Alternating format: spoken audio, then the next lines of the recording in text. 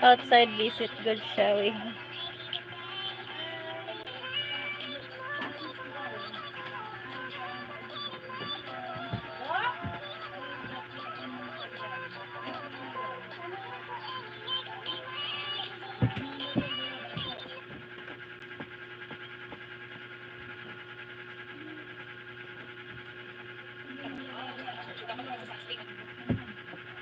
She is outside because she is a dog.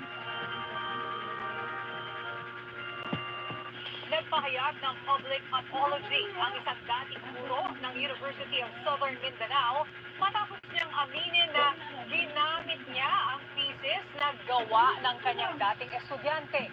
Humingi ang guro ng paumanhin sa estudyante na isang AV English graduate dahil hindi niya binigyang pagkilala ang biktima bilang may-ari ng thesis noong ginamit niya ito. Sa opisyal na pahayag naman ng Department of English and Language ng Universidad, nalaman lang nila ang insidente matapos na may maghain ng formal na reklamo.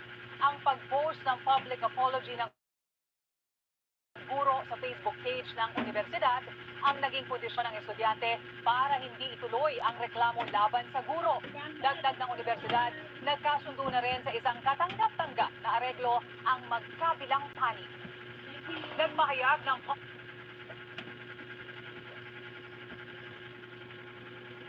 Again, thank you so much po sa inyong lahat.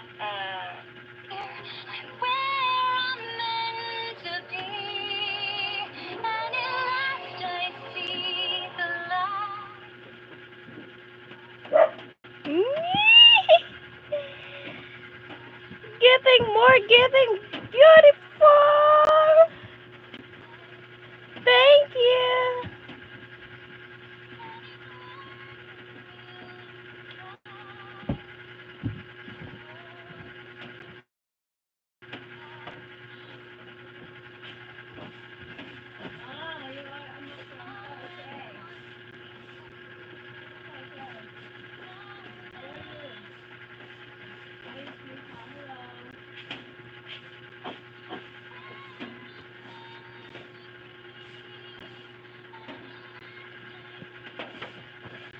Follow. I'm not following her. This is my own one. I'm not following her.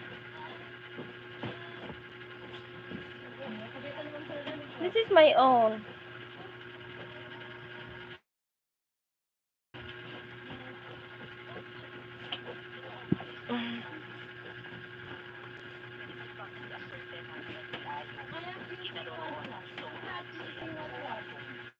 Siya ay buhay pa o patay na?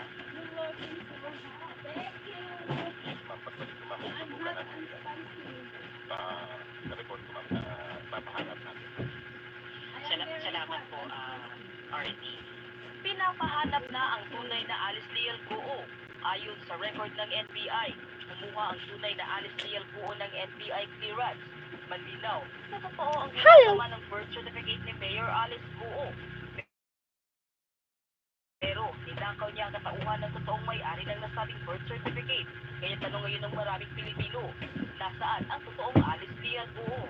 Samantala sa pamamagitan ng kanyang social media account, nagsalita na sa kauna-unahang pagkakataon ang di umano'y tunay na Alice Leal Guo. At ito ang kanyang matinding revelasyon. Halina't sabay-sabay nating panuorin at alamin ang video ito na tiyak na ikakagulat nyo.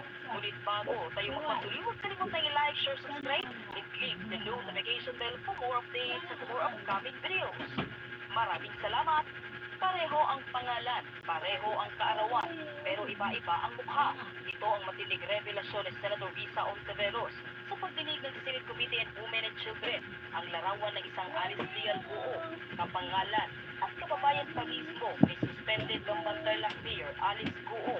In-apply raw ang NBI clearance na ito ilang lover ng buksan ng 6 na balot at 6 na energy drink. Mayang, are you coming to cook?